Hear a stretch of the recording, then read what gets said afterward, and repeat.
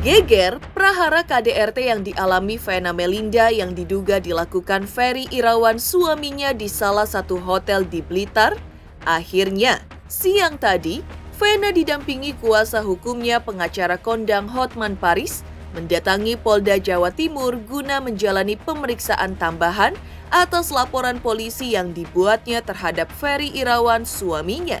Lantas, seperti apa proses pemeriksaan perdana atas ibunda Verrel Bramasta dan Atala Naufal tersebut? Selain itu, atas prahara KDRT tersebut, mantan suami Vena Melinda yaitu Ivan Fadila mengaku mendengar kabar kasus KDRT yang dialami mantan istrinya tersebut dari anaknya Verrel Bramasta dan Atala Naufal, mengaku kaget dan terkejut.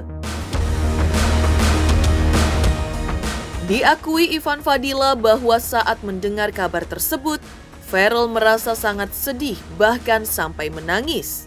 Lantas, seperti apa dukungan Ivan terhadap Vena Melinda dan juga terhadap anak-anaknya Verrel dan Atala?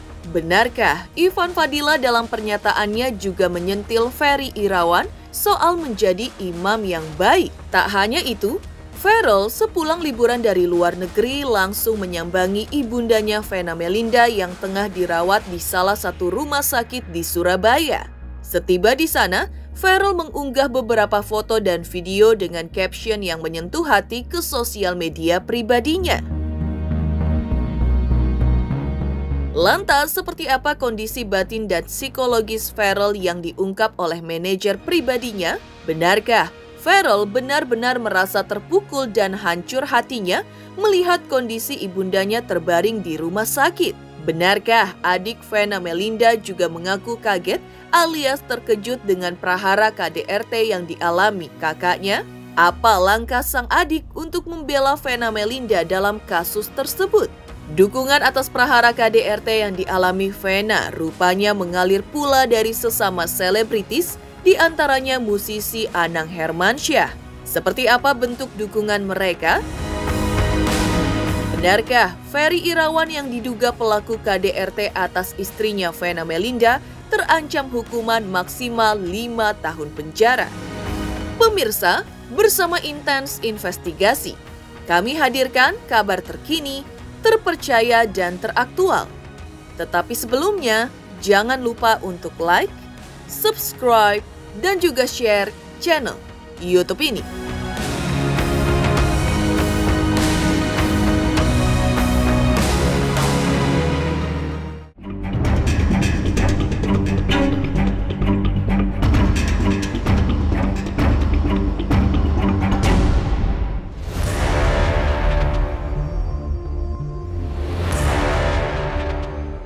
Atas prahara KDRT yang dialami Vena Melinda yang diduga dilakukan Ferry Irawan suaminya di salah satu hotel di Blitar, akhirnya siang tadi Vena didampingi kuasa hukumnya pengacara kondang Hotman Paris mendatangi Polda Jawa Timur guna menjalani pemeriksaan perdana atas laporan polisi yang dibuatnya terhadap Ferry Irawan suaminya. Dua putra Vena yaitu Verrel Bramasta dan Atala Naufal juga tampak mendampingi Vena ke Polda Jawa Timur. Selain itu, atas prahara tersebut, mantan suami Vena yaitu Ivan Fadila yang mengaku mendengar kabar kasus KDRT tersebut dari anaknya Verrel Bramasta dan Atala Naufal mengaku kaget. Ia pun turut prihatin atas apa yang menimpa Vena Melinda. Ia berharap Vena dan Ferry bisa menyelesaikan masalah rumah tangga mereka dengan sebaik mungkin. Atas prahara KDRT yang dialami Vena Melinda yang diduga dilakukan Ferry Irawan suaminya di salah satu hotel di Blitar, Jawa Timur, mantan suami Vena yaitu Ivan Fadila yang mengaku mendengar kabar prahara KDRT tersebut dari anaknya Verrel Bramasta dan Atala Naufal mengaku kaget. Ia pun turut prihatin atas apa yang menimpa Vena Melinda. Ia berharap Vena dan Ferry bisa menyelesaikan masalah rumah tangga mereka dengan sebaik mungkin.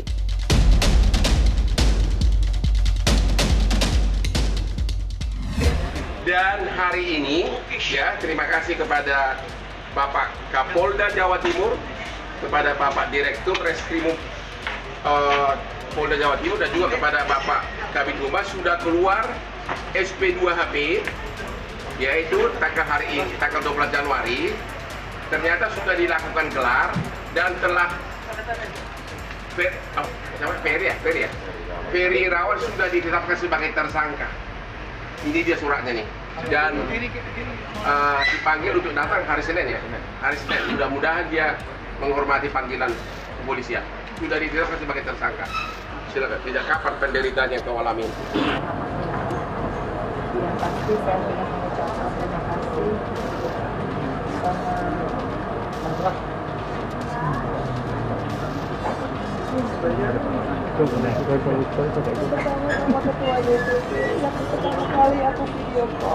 Ketua DPP Perindo Surabaya. yang bisa pertama kali aku hubungi adalah ketua DPD yang benar-benar melihat dengan berdarah-darah pada saat itu. Kalau enggak, beliau ngangkat telepon aku dan mengucapkan sendiri sama aku. Dan juga aku juga terima kasih sama teman-teman Polres. Yang dari awal aku belum ada pendamping hukum, dan aku bikin BAP. Ngadu sendiri, datang sendiri, tertatih-tatih kesakitan. Benar-benar secara profesional aku diproses. Kemudian kepada teman-teman dari Polda Jawa Timur, Bapak Kapolda, melihat apa yang terjadi aku bilang yang aku selama ini benar-benar aku bingung ngapain seperti apa, tapi Polda Lumas dengan ada peristiwa berjalan itu akhirnya aku bisa dengan terakhir aku mengungkapkan bagaimana penderitaan dan selama ini aku bisa mendapatkan aku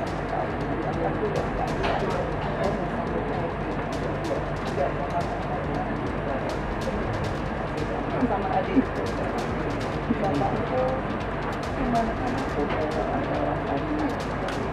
kita proses hukum dulu, lihat dulu nanti jawaban dia. Mudah-mudahan dia datang hari Senin, itu aja dulu.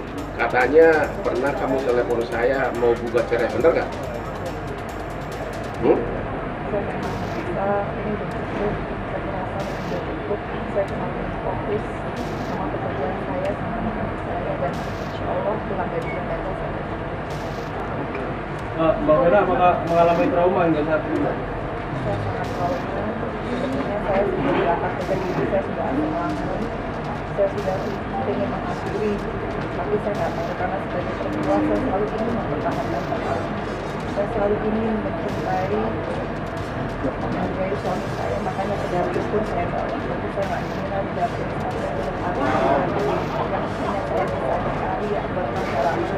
Tapi disitulah saya mengalami KDRT benar. Disitulah saya sebetulnya merasa ini sudah Allah mengirim saya. Karena kalau tidak pada saat itu saya bisa video call dengan ketua DPD dari PDIP dan tidak berkaitan karena live video call itu memperlihatkan bagaimana saya berada. Mungkin pada saat ini saya sudah nggak selamat.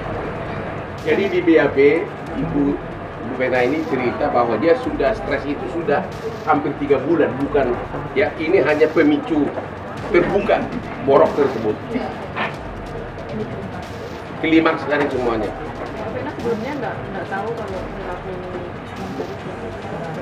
Saya mau tanya, saya kira kamu cinta pertama, ternyata ini sudah kamu wanita yang keberapa dikawinin? Berapa? Aku baru satu.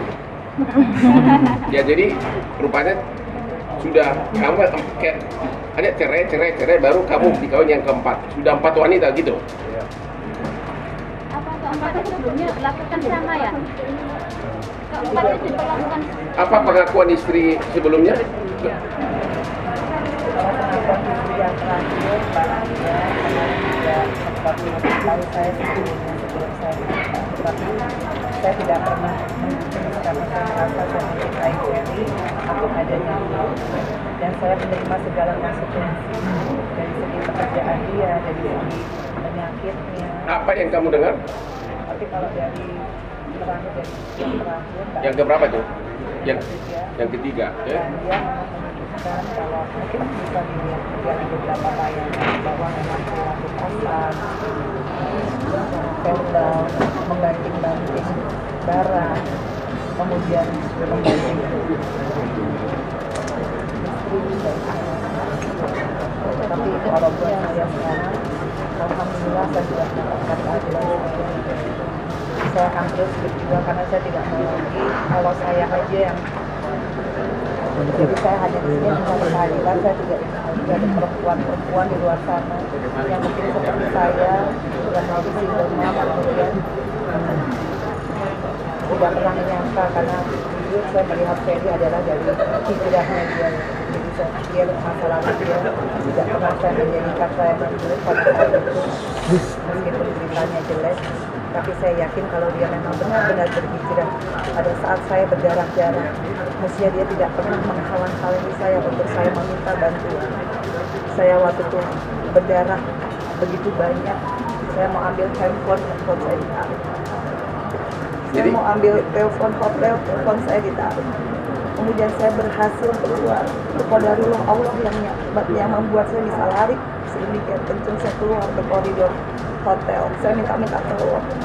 Gak ada yang nolongin, hanya sampai di depan lift saya ketemu sama mbak-mbak bagian kebersihan. Situ dia kaget lihat saya berdarah-darah. Dan memang pada saat itu Ferry menyuruh mbaknya mundur. Makanya mbaknya mundur. Tapi sebelum mundur saya udah bilang, mbak tolong panggil polisi. Habis itu saya kembali ke kamar, saya ingat saya ngambil HP yang salah, yang nggak ada WhatsApp.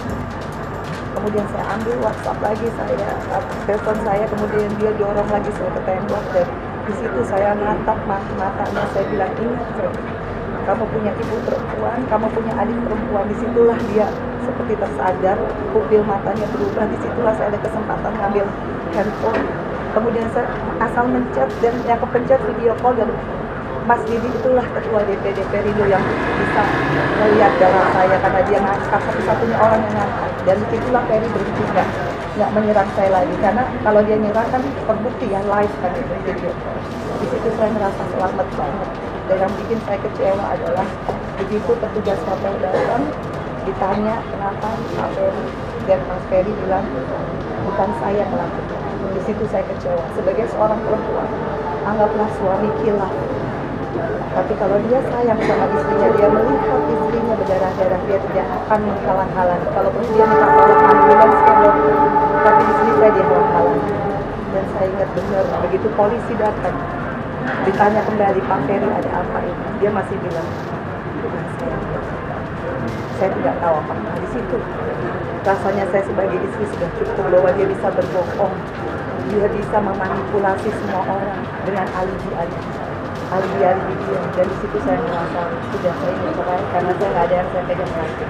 Kalau seorang imam sudah bisa berbohong, dia tidak punya prinsip dalam hidupnya, apa yang saya bisa pertahankan. Kecuali saya mencari keadilan di sini di kepolisian.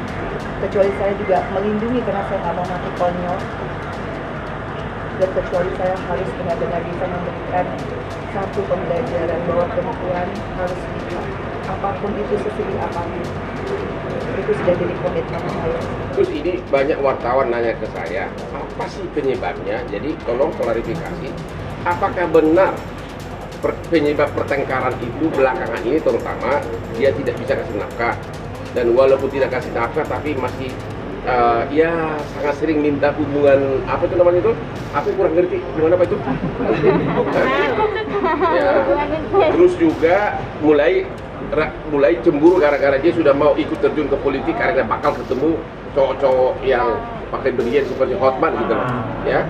Apakah itu? Jadi ada rasa cemburu dan juga dalam keadaan kamu stres sudah begitu tapi masih tetap mau dong mah gitu ya? Ya, jadi sebetulnya 3 bulan terakhir saya memutuskan kembali ke dunia politik. Ya. Dan disitulah pemicu cemburunya berlebihan. Seperti saya telepon ketua DPD, which is itu laki, dibilang saya tidak ngerti marwahnya sebagai istri, mestinya saya menelpon. Tapi saya selalu bilang nggak mungkin karena ini dapil saya. Tentunya saya yang paling tahu bagaimana saya mengkoordinir struktur partai saya. Itu menjadi pemicu. Itu yang terjadi di tanggal 8, di mana pada saat saya mau beraktivitas, saya masih mau bekerja untuk rakyat, bukan saya melakukan hal yang negatif. Tapi beberapa jam sebelumnya saya selalu diganggu hanya urusan saya tidak bisa melayani masalah hubungan suami istri. Gimana? Aku diganggu gimana? Jadi diganggunya memang diminta gitu. Pada perjalanan Jakarta ke Diri 12 jam itu memang dia sudah merimai bahwa saya minta pacaran, tapi saya bilang Arti pacaran apa tuh? hubungan suami istri. Oh. Tapi saya sudah bilang, sudah 3 bulan terakhir ini dari 9 bulan perkawinan saya sudah tertekan, makanya saya asam lambung. Saya berangkat itu dalam keadaan saya asam lambung, saya muntah-muntah nggak bisa makan. Saya bilang, iya Bi, kalau saya sehat pasti saya iya. Tapi nggak taunya begitu sampai di Kediri jam 9:30 saya ketiduran karena saya minum obat lambung. Jam 3 memang itu dia berusaha lah gitu, berusaha lah untuk melakukan Hubungan suami istri lagi? tapi saya kan nggak mau, saya tarik lagi karena saya capek, saya mau kerja besok pagi saya udah janji ke Tulung Agung dengan teman-teman struktur dan masyarakat. Akhirnya saya tarik lagi, pokoknya jam 6 pagi saya bangun, saya dikirimin link kan begitu, kalau nggak keturutan ada link-link saya mungkin dulu nggak berhijab pakai baju olahraga itu disindir lah, inilah dosa jariah, perempuan harusnya nggak begini. Saya terganggu, itu sudah sering kali. Saya bilang apalagi itu kan saya belum berhijab, sekarang saya sudah berhijab, nggak mungkin saya melakukan itu. Akhirnya kita ribut, debat kita ribut. Akhirnya itu dia towel semua organ-organ saya dan dia kasar lah, dia bilang saya hanya cuma mau ini itu sahabat.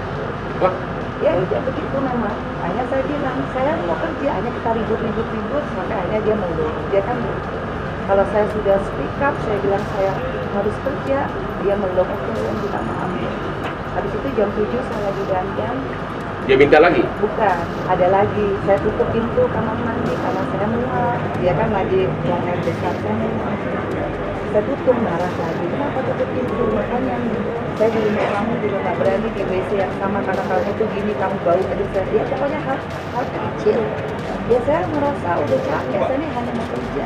Tapi ya itu yang jadi pemicu sampai akhirnya berantem kerjaannya saya stres. Karena saya merasa saya mau kerja ya susah. Sudah ditetapkan bahwa saudara FI ini statusnya menjadi tersangka.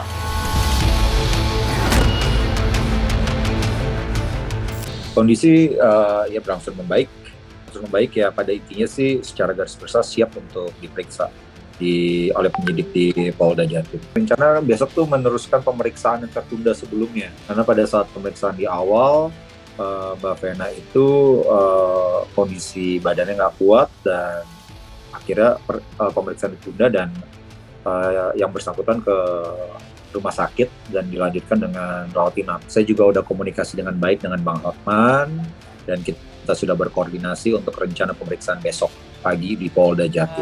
Kaget sih dengar beritanya, yang jelas turut prihatin ya.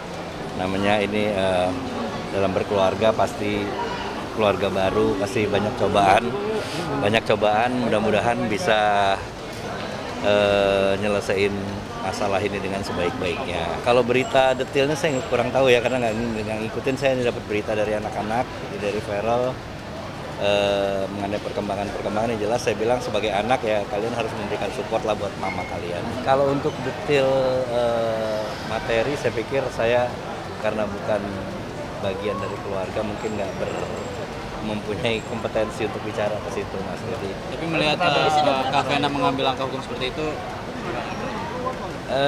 pasti setiap orang punya pemikirannya masing-masing ya. Saya nggak bisa berpendapat untuk masalah yang dihadapi sama orang lain. Kan ada rencana sama keluarga untuk melihat mungkin?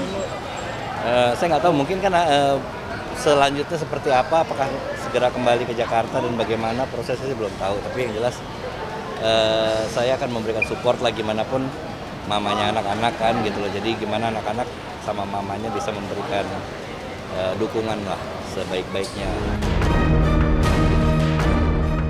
Terungkap pula dari pengakuan Ivan Fadila bahwa Ferrell Bramasta putranya menangis begitu tahu ibundanya mengalami KDRT yang diduga dilakukan Ferry Irawan suaminya. Pasalnya, saat kejadian, Ferrell tengah berlibur di luar negeri bersama Ivan Fadila dan manajer pribadinya, sedangkan Atala adiknya berada di Jakarta. Saat Ferrell menangis, Ivan Fadila menghiburnya dan meminta Ferrell untuk tetap sabar dalam menyelesaikan kasus hukum KDRT yang dialami ibunda mereka. Kaget banget, jadi begitu dengar, kebetulan masih di luar negeri kan gitu loh, Ferrell kaget sekali, dia langsung kasih kabar ke saya kalau mamanya ada musibah, dia sedih, terus lagi dia kebetulan pagi itu beritanya disampaikan ke dia nangis, terus cerita ke saya bilang saya kasih support buat Vero, kamu yang sabar gitu loh. Iya, dia cerita, pertama kali dia cerita ke saya begitu, ada musibah sama mamanya gitu loh. Ya tadi sampaikan bahwa nama dalam berumah tangga pasti di awal-awal ini tahun-tahun pertama memang mungkin banyak rintangan, banyak cobaan yang mudah-mudahan bisa tabah dan menyelesaikan dengan baik lah. Iya, jadi pisah. Jadi saya kembali ke sini, Vero langsung ke Surabaya nemuin mamanya.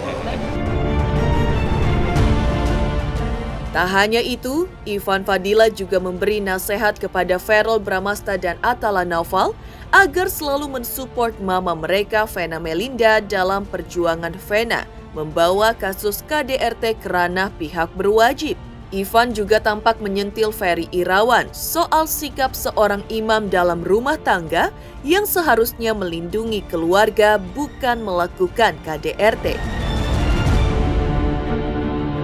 Kasih support buat mama kalian, saya juga telepon Atala, kebetulan Atala di Jakarta, coba kalau bisa kamu support, bisa mendampingi atau bagaimana, dan ya anak-anak kebetulan Atala yang lebih dekat dan bisa lebih cepat ketemu, mungkin dia bisa langsung berangkat kemarin. Bagi saya yang jelas saya berusaha untuk menjalani hidup dengan keluarga sebaik-baiknya, namanya kita kepala keluarga jadi imam kan pasti berusaha memberikan contoh yang baiklah buat istri dan anak-anak kita.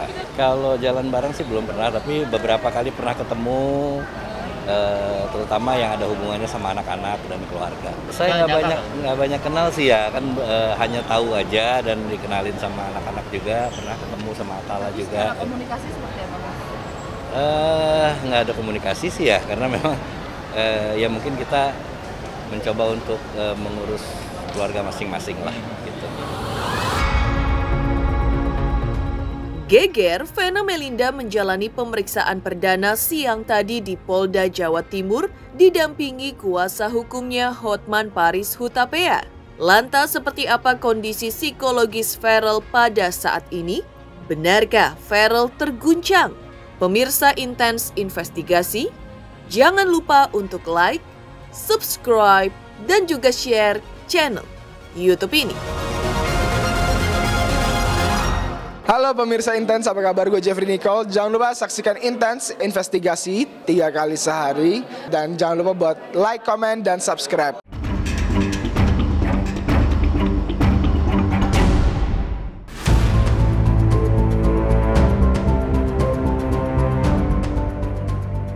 Heboh, Vena Melinda menjalani pemeriksaan perdana di Polda Jawa Timur siang tadi. Tak kalah heboh pula unggahan kata menyentuh dari Verrel Bramasta di akun sosial media pribadinya terkait apa yang dialami oleh mamanya Vena Melinda. Di sosial media pribadinya, Verrel mengunggah video memperlihatkan dirinya sudah bersama mamanya di Jawa Timur.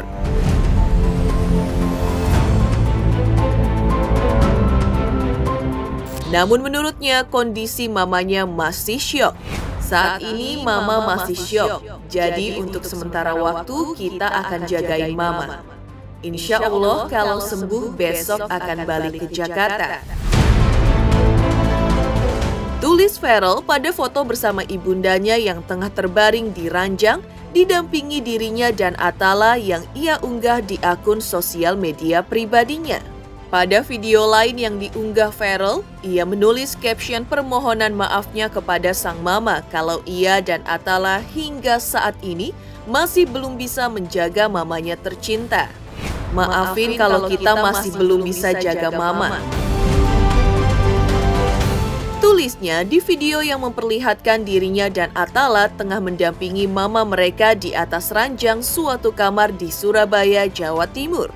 Lalu Verrel juga mengunggah potret dirinya tengah memeluk mamanya dengan caption menyentuh dalam bahasa Inggris dengan makna sebagai berikut. Hatiku hancur melihat mama menderita seperti ini. Apapun yang terjadi dalam hidup mama, saya selalu ada untuk mama apapun itu.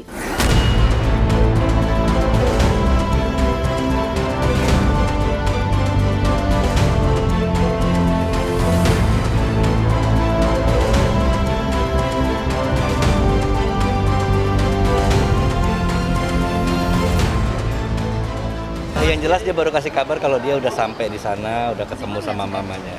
Gitu. Udah ketemu berarti ya sama Mbak Vena, Farel udah mungkin udah lihat kondisi. Kayaknya sih Farel udah ketemu dia, ketemu. Saya berharap mudah-mudahan bisa selesai dengan baik lah. Sudah mereka sudah di sini semua, sedang sama ibunya, sedang ya mereka berkumpul lah untuk persiapan pemeriksaan besok kan juga akan didampingi ibunya oleh mereka. Nggak apa-apa, yang paling penting aku minta tolong sama Om Ferry untuk jaga Mama. Tolong jangan tinggalin Mama dalam keadaan apapun, ketika misalnya Mama dalam keadaan sakit atau ketika Mama lagi marah, ya tolong jangan tinggalin dia, tapi tolong adalah buat Mama, tolong tenangin Mama dan tolonglah menjadi orang yang akan selalu ada buat Mama seperti janjinya Om Ferry ke semua orang selama ini.